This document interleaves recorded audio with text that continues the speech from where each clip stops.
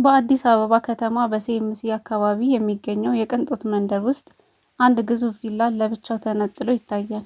ይህ ቤት ግቢ ውስጥ ካሉ ውድ መኪኖችና ከህንፃው ግርማ ሞገስ አንጻር የደስታ ምንጭ ይመስላል። ነገር ግን በዚያ ምሽት በቤቱ ላይ ያጠላው ድባብ የሀዘንና የሞት ጥላ ነበር። የክረምቱ ዝናብ በውጭ ይዘንባል፣ ነጎድጓዱ አልፎ አልፎ ሰማዩን ይከረክረዋል። በቤት ውስጥ ያለው ጸጥታ ግን ከነጎድጓዱ ድምፅ በላይ ያስፈራ ነበር። በመኝታ ክፍሉ ውስጥ የኢትዮጵያ የንግድ ኢንዱስትሪን ለ40 ዓመታት የመሩት ስመጥር ባለሀብት አቶ በቀለ በመጨረሻው የህይወት እስትንፋስ ላይ ነበሩ። ያ በስብሰባ አዳራሾች ውስጥ ሲያወሩ እንደ አንበሳ የሚያገሳው ድምጻቸው ዛሬ ወደ ደካማ ሹክሹክታ ተቀይሯል። ካንሰር የተባለ ክፉ በሽታ ያንን ግዙፍ ሰው ወደ አጥንትና ቆዳ ቀይሯቸዋል። ኦክስጅን በአፍንጫቸው ላይ ተገጥሟል። የሚተነፍሱት እያንዳንዱ አየር ከሞት ጋር የሚያደርጉት ትግል ውጤት ነበር። አልጋው ራስጌ አንድ ወጣት ተቀምጦ ያለቅሳል።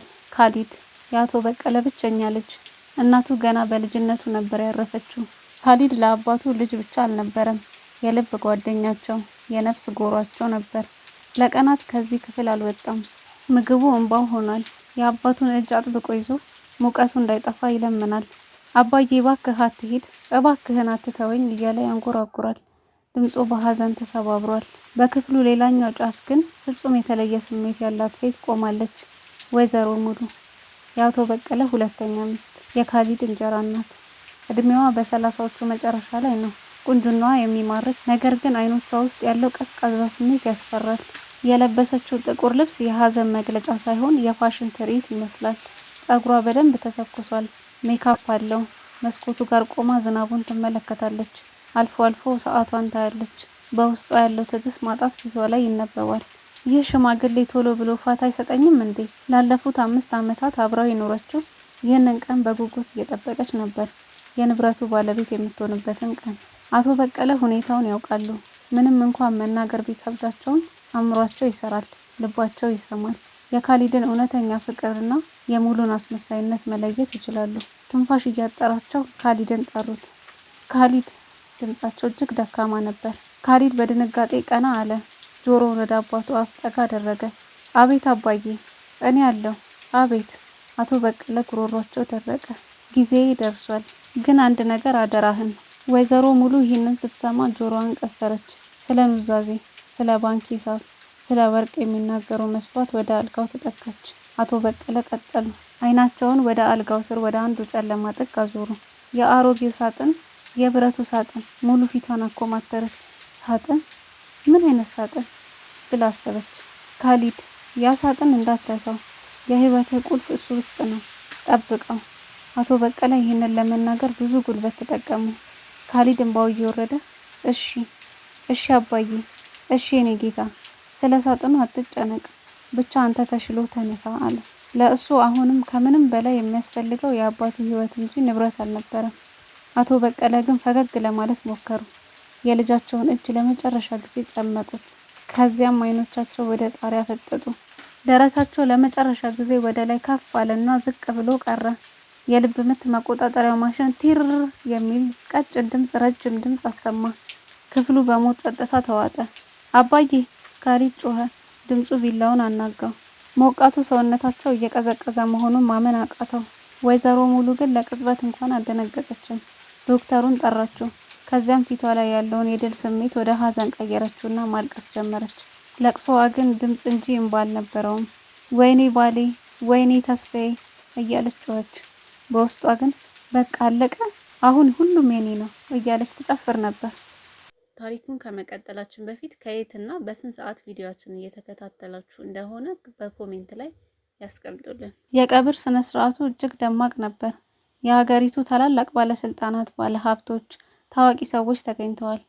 ቤተ ክርስቲያን ግቢው በሰው ተጥለቅልቋል። ወይዘሮ ሙሉ ውድ የሆነ ጥቁር ልብስ ለብሳ ጥቁር መነጽር አድርጋ የሀዘኑን መድረክ ተቆጣጥረዋለች። ሰዎች ሲመጡ ራሷን እየጣለች ውሃ እየተረጨች እንዴት የምትወደድ ሚስት ናት ተብላ እንድትመሰገን አደረገች።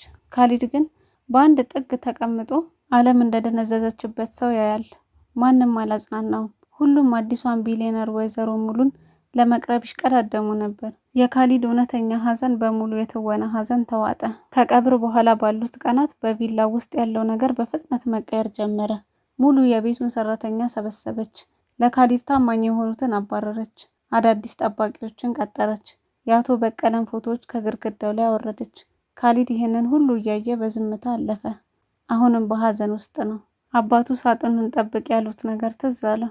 ያንን አሮጌ በዛገ ብረት የተሰራ ጥንታዊ ሳጥን ከመጋዘን አውጥቶ በመኝታ ክፍሉ አስቀመጠው። ሳጥኑ ክብደት አለው፣ ቁልፍ የለውም፣ ዝገት በልቶታል።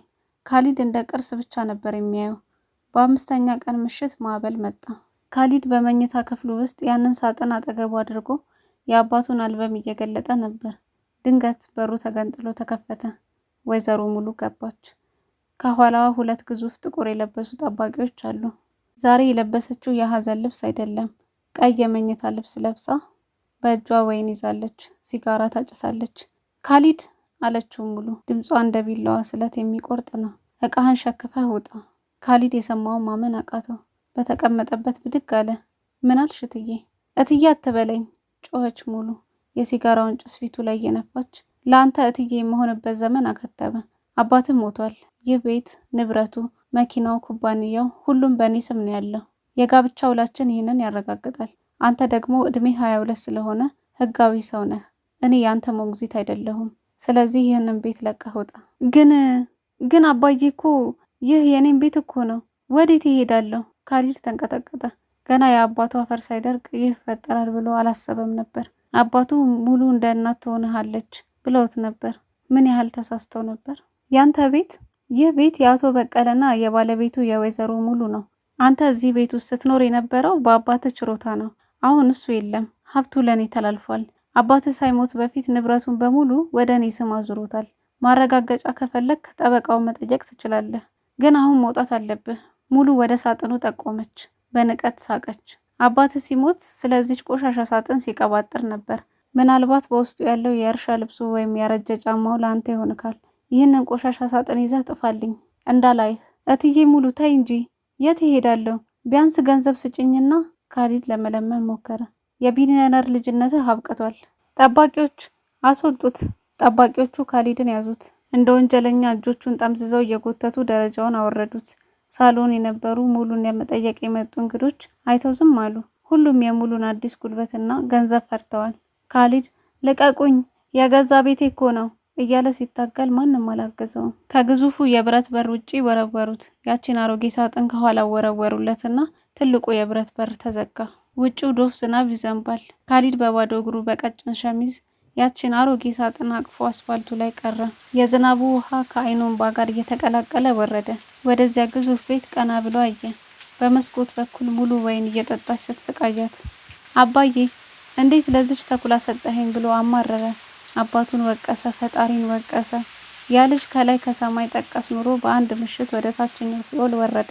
የአዲስ አበባ ጎዳና ለካሊድ አዲስ ዓለም ነበር። ቀዝቃዛ፣ ጨካኝ እና ማንም ለማንም የማይራራበት ዓለም። የመጀመሪያውን ሌሊት ያሳለፈው አንድ ሱቅ በረንዳ ስር ያንን ሳጥን ተንተርሶ ነበር። ብርዱ አጥንቱን ይወጋዋል። ሆዱ በረሃብ ይጮሃል። ትናንት በምርጥ አልጋ ላይ ይተኛ የነበረ ልጅ ዛሬ የኮንክሪት ወለል ወጋ። በማግስቱ ጠዋት ጓደኞቹን ለማግኘት ሞከረ። ወደ አንድ የቅርብ ጓደኛው ናሆም ቤት ሄደ። ናሆም የሀብታም ልጅ ነው። አብረው ይበሉ ይጠጡ ነበር። ናሆም በሩ ላይ ካሊድን ሲያየው ፊቱን አኮማተረ። ናሆም ወንድሜ፣ ችግር ውስጥ ነኝ፣ እባክህ ለተወሰነ ቀናት። ካሊድ ንግግሩን ሳይጨርስ ናሆም አቋረጠው። ካሊድ ሰምቻለሁ፣ ሙሉ አባራሃለች። እኔ ከሙሉ ጋር ጠላት መሆን አልፈልግም። አባቴ ከሷ ጋር ቢዝነስ አለው። እባክህ ሂድልኝ፣ ደግሞ እንደዚህ ቆሽሸህ ቤቴ አትምጣ ብሎ በሩን ዘጋበት። ገንዘብ የሰውን ልጅ ማንነት የሚገልጥበት ጊዜ ይህ ነው። ሀብት ሲኖር የሚከቡ ዝንቦች ድህነት ሲመጣ ይበራሉ። ካሊድ ይህንን እውነት በምሬት ተማረ። ካሊድ ለ6 ወራት ጎዳና ላይ ኖረ። ኑሮ እጅግ አሰቃቂ ሆነ። ጸጉሩ አደገ፣ ተንጨባረረ፣ ልብሱ ተቀደደ። የቀን ስራ እየሰራ እቃ እየተሸከመ ጫማ እየወለወለ ሆዱን ለመሙላት ሞከረ። አንዳንድ ቀን ምግብ ያጣና ቆሻሻ ይበላል። አንዳንድ ቀን የሚያድርበት አጥቶ ዝናብ ይደበድበዋል። ነገር ግን አንድ ነገር አልጣለም። ያቺን አሮጌ ሳጥን። ሳጥኗ ለካሊድ ብዙ ነገር ነበረች። ትራሱ ናት፣ ወንበሩ ናት እና የአባቱ የመጨረሻ ትውስታ ናት። ሌሎች የጎዳና ልጆች ይህ እብድ ነው፣ ባዶ ሳጥን ይዞ ይዞራል እያሉ ይሳሳቁበታል። አንዳንዶቹ ውስጡ ወርቅ ሊኖረው ይችላል ብለው ሊቀሙት ሞክረው ነበር። ካሊድ ግን እንደ አንበሳ ታግሎ አስጥሏቸዋል። ይህችን ሳጥን የምትወስዱት እኔን ገድላችሁ ነው ብሎ ጮኸባቸው። ሳጥኑ ቁልፍ አልነበረውም፣ በዝገት ተጣብቋል። ካሊድ በድንጋይ ሊሰብረው አስቦ ነበር፣ ግን የአባቱ ቃል አደራ የሚለው ስለከለከለው ሳይከፍተው ዝም አለ። በዚህ መሃል ወይዘሮ ሙሉ ምን እያደረገች ነበር? ሙሉ የአቶ በቀለን ግዛት እያፈራረሰች ነበር። በስሟ ያደረገችውን ንብረት ለመሸጥ እየተጣደፈች፣ ፋብሪካዎቹን በርካሽ ዋጋ ሸጠች፣ የድርጅቱን ታማኝ ሰራተኞች አባረረች። በየምሽቱ ፓርቲ፣ በየቀኑ ጉዞ። ከአሮጌው ሰውዬ ተገላገልኩ፣ አሁን በነጻነት ልኑርበት እያለች ትጨፍራለች። ካሊድ የት እንዳለ በህይወት ይኑር ይሙት አታውቅም፣ ማወቅም አትፈልግም። ለእርሷ ካሊድ ማለት የሞተ ታሪክ ነው። 6 ወራት አለፉ። አንድ ቀን ካሊድ መገናኛ አካባቢ ጫማ ሲጠርግ ውሎ ደክሞት ወደ ማረፊያው እየሄደ ነበር። ሳጥኑን በትከሻው ተሸክሟል። ድንገት አንዲት ጥቁር መኪና አጠገቡ መታ ቆመች። መስታወቱ ወረደ የሚል የደነገጠ ድምፅ ተሰማ። አቶ ስዩም ናቸው፣ የአባቱ ታማኝ ጠበቃ። አቶ በቀለ ከድህነት ጀምሮ አብረዋቸው የነበሩ እንደ ወንድም የሚተያዩ ሰዎች ናቸው። ሙሉ ስልጣን እንደያዘች የመጀመሪያው ያባረረችው ሰው አቶ ስዩም ነበር። ካሊድ ወደ መኪናው ሮጠ። ጋሽ ስዩም፣ ጋሽ ስዩም! አቶ ስዩም ከመኪናው ወርደው ያንን የቆሸሸ ልጅ አቀፉት። ሽታው ቆሻሻው አላስጠላቸውም። እንባቸው ፈሰሰ። ልጄ ምን አደረጉህ? የት ጠፋህ? እኔ እኮ አገር ለቀህ ሄድክ መስሎኝ ነበር። ሙሉ እንደዛ ነበር የነገረችኝ። አይደለም ጋሽ ስዩም፣ እዚህ ጎዳና ላይ ነኝ። አባረረችኝ። ሁሉንም ነገር ወሰደች። ካሊድ እያለቀሰ የሆነውን ሁሉ ነገራቸው። አቶ ስዩም በንዴት እጃቸውን ጨበጡ። ጥርሳቸውን ነክሰው ይቺ እርኩስ፣ እኔ እኮ ተጠራጥሬ ነበር። አባትህ ከመሞታቸው በፊት የሆነ ነገር ሲያዘጋጁ ነበር፣ ግን ሙሉ ሰነዶቹን እንዳጠፋቻቸው ገምቼ ነበር። ድንገት የአቶ ስዩም አይን ካሊድ ትከሻ ላይ ወዳለው ሳጥን አረፈ። ይህ ሳጥን! አቶ ስዩም ደነገጡ። ይህንን ሳጥን አውቀዋለሁ። አባትህ በልጅነታቸው ጫማ ሲጠርጉበት የነበረው ሳጥን ነው።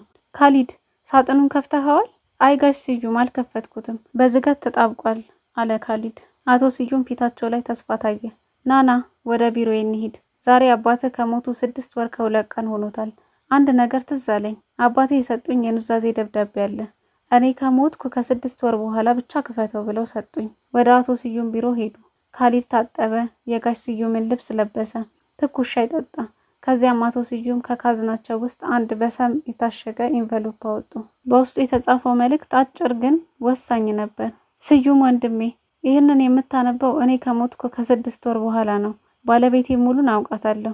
ፍቅሯ ለገንዘብ ብቻ እንደሆነ ገብቶኛል። ልጄን ካሊድን እንደምትበድለው፣ ከቤት እንደምታባርረው እገምታለሁ። እርሷ የምታውቀው ኑዛዜ ንብረቴን በሙሉ ለእሷ የሚሰጠው የውሸት ኑዛዜ ነው። እውነተኛው ኑዛዜ እንደብቄዋለሁ። ኑዛዜው ያለው ማንም ሰው ሊነካው በማይፈልገው በተለይ ሙሉ ቆሻሻ ብላ በምትጠላው ነገር ግን ልጄ ካሊድ በእርግጠኝነት በሚጥቀው አሮጌው የብረት ሳጥን ውስጥ ነው። ሳጥኑ የሚከፈተው በቁልፍ አይደለም። ከስር በኩል በቀኝ ማዕዘን ላይ በዝገት የተሸፈነች ትንሽ ተንቀሳቃሽ ብረት አለች። እሷን ወደ ውስጥ ስትጫናት ሳጥኑ ይከፈታል። ኑዛዜውን አውጣና ለሕዝብ ይፋ አድርግ። ይህ የልጄ ካሊድ ፈተና ነው። ሳጥኑን ከጠበቀ ቤቱን ይጠብቃል። ካሊድና አቶ ስዩም ተያዩ። ካሊድ ልቡ በኃይል ይመታል። አባቱ ሁሉንም ነገር አስቀድመው አውቀው ነበር። ለእሱ ፈተና አዘጋጅተውለት ነበር። ለ6 ወር ሳጥኑን ሳይጥል መጠበቁ ለዚህ ቀን አበቃው። ካሊድ በፍጥነት ሳጥኑን አገላበጠው። ሳጥኑን ደጋግሞ አይቶታል፣ ግን ከስር ያለው ሚስጥር አስተውሎት አያውቅም ነበር። ልክ እንደተባለው ከስር በኩል በዝገት የተሸፈነች የምትመስል ግን የምትንቀሳቀስ ብረት አገኘ። ጣቱን አጠንክሮ ተጫናት። ካሊድ ወደ ውስጥ ተመለከተ። በውስጡ ምንም ወርቅ፣ ምንም ገንዘብ የለም። አንድ ያረጀ መጽሐፍ ቅዱስ፣ የአባቱና የእናቱ የሰርግ ፎቶ እና በፕላስቲክ የተጠቀለለ ወፍራም ሰነድ ብቻ። ሰነዱ ላይ በወፍራም ቀለም የአቶ በቀለ የመጨረሻና የማይሻር ኑዛዜ ይላል። ፊርማና ማህተም አለው። ከፍርድ ቤት የተረጋገጠ ነው። አቶ ስዩም ሰነዱን አነበቡት። እያነበቡት ሲሄዱ ፊታቸው በደስታና በኩራት በራ። ጠረጴዛውን መቱ። አንበሳው በቀለ ጨዋታውን ተጫውቶታል። ካሊድ ተዘጋጅ፣ ነገ ጠዋት ወደ ቤት ትመለሳለህ። ሂሳብ የምናወራረድበት ቀን ደርሷል። ሙሉ የምትጨፍረው የመጨረሻ ጭፈራ ዛሬ ነው። በማግስቱ ጠዋት ወይዘሮ ሙሉ በቪላ ውስጥ ትልቅ ዝግጅት አሰናድታለች። ዛሬ ቤቱንና ትልቁን ፋብሪካ ለአንድ የውጭ ኢንቨስተር ለመሸጥ ፊርማ የምትፈራረምበት ቀን ነው። ጠበቆች፣ ገዢዎች እና ጓደኞቻቸው ተሰብስበዋል። ሻምፓኝ ይፈሳል። ሙሉ በደስታ ሰክራለች።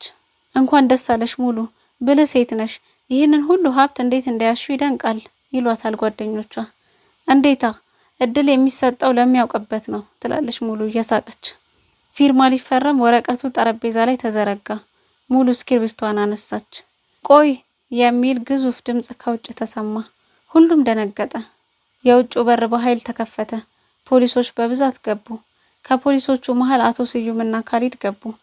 ካሊድ ዛሬ ያ የቆሸሸው ለማኝ አይደለም። አዲስ ሱፍ ለብሷል፣ ተላጭቷል።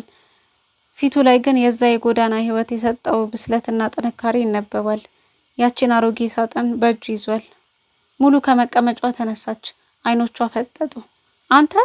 አንተ ለማኝ እዚህ ምን ታደርጋለህ? ጥበቃዎች ይህን ቆሻሻ አስወጡልኝ። ጠባቂዎቹ ሊንቀሳቀሱ ሲሉ ፖሊሶቹ መሳሪያ ደገኑባቸው። ማንም እንዳይንቀሳቀስ የፍርድ ቤት ትዕዛዝ ይዘን የመጣ ነው አለ ዋናው ፖሊስ። ምን ትዕዛዝ? ቤቱ የኔ ነው፣ እየሸጥኩት ነው። ሙሉ በንዴት ጮኸች። ወደ ገዢዎቹ ዞረች። ይቅርታ፣ ይህ እብድ የእንጀራ ልጄ ነው፣ አሁን ይወጣል። አቶ ስዩም ወደ መሃል መጡ። ማይክሮፎኑን ያዙ። ጋዜጠኞችና ካሜራማኖች ክስተቱን ይቀርጻሉ። ወይዘሮ ሙሉ ጨዋታው አብቅቷል አሉ አቶ ስዩም። ድምጻቸው የተረጋጋ ግን አስፈሪ ነበር። የያዝሽው ኑዛዜ አቶ በቀለ ሆን ብለው ያዘጋጁት ነው። ያንቺን ታማኝነት ለመፈተሽ የተቀመጠ ወጥመድ ነበር። ትክክለኛው ኑዛዜ ግን እዚህ አለ። አቶ ስዩም ያንን ከሳጥኑ የወጣውን ሰነድ ከፍ አድርገው አሳዩ። ይህ ኑዛዜ የተገኘው አንቺ ቆሻሻ ብለሽ ካሊድ ላይ ከወረወርሽበት ሳጥን ውስጥ ነው። አቶ በቀለ በግልጽ አስቀምጠውታል። አሁን አነበዋለሁ። አዳራሹ ጸጥ አለ። የመርፌ ድምጽ ይሰማል። እኔ አቶ በቀለ በመልካም አእምሮ ላይ ሆኜ ይህንን እጽፋለሁ።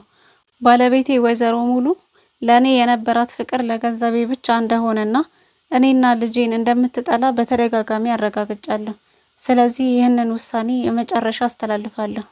ባለቤቴ ወይዘሮ ሙሉ እኔ ከሞትኩ በኋላ ይህንን የብረት ሳጥን ለልጄ ለካሊድ ከሰጠችውና ከቤት ካባረረችው የኔ ሀብት ለእርሷ ምንም እንዳልሆነ እና ልቦናዋ እንደቆሸሸ ያረጋግጣል።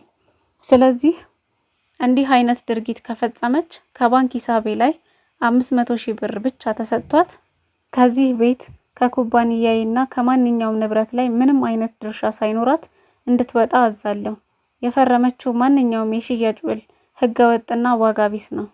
ሁለተኛ፣ ልጄ ካሊድ ይህንን ኑዛዜ እስካገኘበት ቀን ድረስ ሳጥኑን ጠብቆ ካቆየ የአባቱን ክብርና ትዝታ ከገንዘብ በላይ መርጧል ማለት ነው። ስለዚህ እርሱ እውነተኛ ወራሼ ነው። መኖሪያ ቤቴ፣ 6ቱ ፋብሪካዎቼና በባንክ ያለው 800 ሚሊዮን ብር እንዲሁም የውጭ ሀገር ንብረቶቼ በሙሉ ለልጄ ካሊድ ይተላለፉ። ሙሉ የሰማችው ማመን አልቻለችም። ዓለም ዞረችባት። ጉልበቷ ከዳት። ወለሉ ላይ ተዘረረች። ውሸት ነው፣ ይህ ውሸት ነው፣ እኔ ሚስት እኮ ነኝ ብላ አንቧረቀች። ውሸት አይደለም፣ አቶ ስዩም ቀጠሉ። የጣት አሻራ ምርመራ ተደርጎበታል። ምስክሮቹም እዚህ አሉ። ሙሉ ንብረቱን ለመውረስ ብቻ ሳይሆን ባለፉት 6 ወራት በህገወጥ መንገድ በሸጥሹ ንብረት የኩባንያውን ገንዘብ በማባከን እና በልጁ ላይ ባደረሽው ሰብአዊ መብት ጥሰት በህግ ትጠየቂያለሽ። ፖሊስ ስራችሁን ስሩ። ፖሊሶቹ ወደ ሙሉ ሄዱ። ካቴና ወጡ። ያ ሁሉ የኩራት የትዕቢት መንፈስ ጠፋ። ሙሉ እየተጎተተች ስትሄድ ወደ ካሊድ ተመለከተች። ፊቷ በእንባ ታጥቧል። ካሊድ ልጄ ማረኝ፣ እናትህ እኮ ነኝ፣ አሳድጌያለሁ፣ አታስወጣኝ አለች። አሁንም የምትለምነው ስለ ቤቱ ነበር። ካሊድ ወደ እሷ ተጠጋ። ሳጥኑን አሳያት። ሙሉ አባቴ እድል ሰጥቶሽ ነበር። ይህ ሳጥን እኮ ቤትሽ ውስጥ ነበር። እኔንም እንደ ልጅ አድርገሽ ብትይዥ ኑሮ ይህንን ሀብት አብረን እንበለው ነበር። አንቺ ግን የመረጥሽው ስግብግብነትን ነው። ሳጥኑን የጣልሽው አንቺ ነሽ። እኔን የጣልሽው አንቺ ነሽ። ዛሬ ፍርድሽን የሰጠሽ ራስሽ ነሽ። ሙሉ በፖሊስ ታጅባ በካሜራዎቹ ፊት ተዋርዳ ወጣች። የገዛ ጓደኞቿ ፊታቸውን አዞሩባት። ያ ደማቅ ቪላ የእርሷ እስር ቤት ሆነ። ካሊድ እና አቶ ስዩም ብቻቸውን ቀሩ። ካሊድ ወደ አባቱ ፎቶ ተመለከተ። አባዬ ተመልሼ መጣሁ አለ። አሸነፍን። ካሊድ ወደ ቤቱ ተመለሰ። ግን ልቡ አልተለወጠም። ያሳለፈው የመንገድ ህይወት አስተምሮታል። የአባቱን ቤት ግማሹን ለጎዳና ልጆች ማረፊያና ማስተማሪያ ያደረገው። የበቀለና የካሊድ ፋውንዴሽን የተባለ ድርጅት አቋቁሞ እንደሱ ወላጅ ያጡ ልጆችን መርዳት ጀመረ። አቶ ስዩምን የኩባንያው ዋና አማካሪ አደረገ። ወይዘሮ ሙሉ በፍርድ ቤት ተፈርዶባት ለ10 ዓመታት እስር ቤት ወረደች። ስትወጣ ያላት ነገር ቢኖር አቶ በቀለ የፈቀዱላት 500 ሺህ ብር ብቻ ነበር። እርሱም በዋጋ ንረት ምንም አይሰራም ነበር። የተቀረው ህይወቷ የጸጸት ሆነ። የታሪኩ መልእክት በህይወት ውስጥ ትልቁ ሀብት ወርቅ ወይም ብር አይደለም። ትልቁ ሀብት ንጹህ ልብና ታማኝነት ነው። ስግብግብነት ዓይንን ያሳውራል፣ መጨረሻውም ውድቀት ነው። የምንገፋው፣ የምንጥለው፣ የምንንቀው ነገር ሁሉ የህይወታችን ቁልፍ ሊኖር ይችላል።